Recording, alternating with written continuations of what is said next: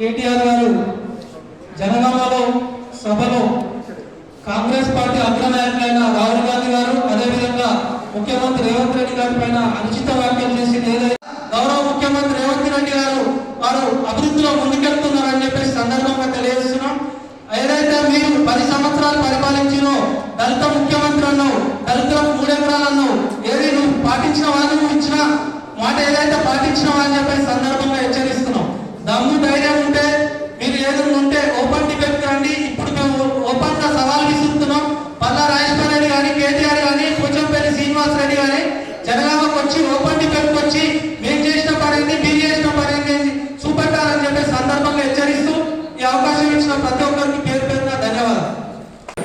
కడియం శ్రీహరి గారిని ఉద్దేశించేసి మాట్లాడడం ఎంత విచిత్రంగా ఉందంటే,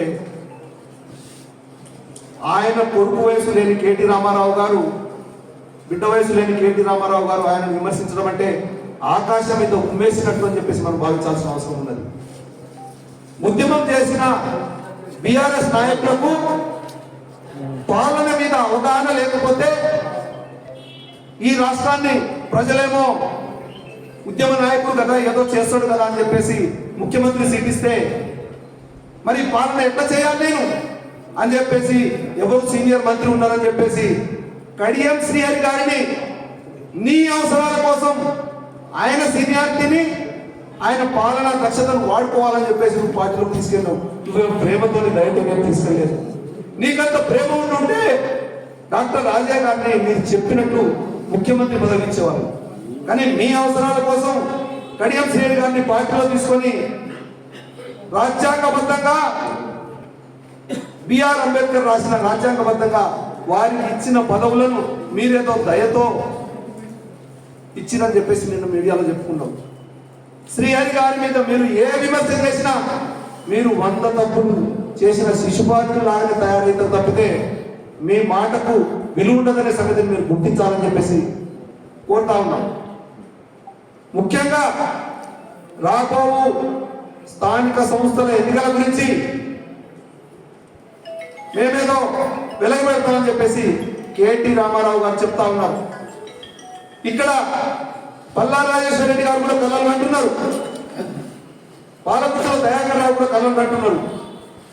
కానీ మీ కళలు గుర్తుల మీద వస్తే కొంప కొల్లేరైతుంది. మీకు జనగామ మున్సిపాలిటీ రాదు కదా, గన్పూర్ మున్సిపాలిటీ రాదు కదా, ఏది రాదు అని చెప్పేసి సందర్భంగా గుర్తు చేస్తా ఉన్నాం. ముఖ్యంగా కానీ నిన్న ఒక తుపాకి వెంకటరాముడు లాంటి మనిషి తండ్రి పేరు చెప్పుకొని తను రాజకీయ నాయకుడు అని చెప్పేసి చెప్పుకుంటున్న వ్యక్తి జనగామ జిల్లాకు నిస్సగ్గుగా వచ్చి కాంగ్రెస్ పార్టీ అగ్రనాయకులైన రాహుల్ గాంధీ గారిని,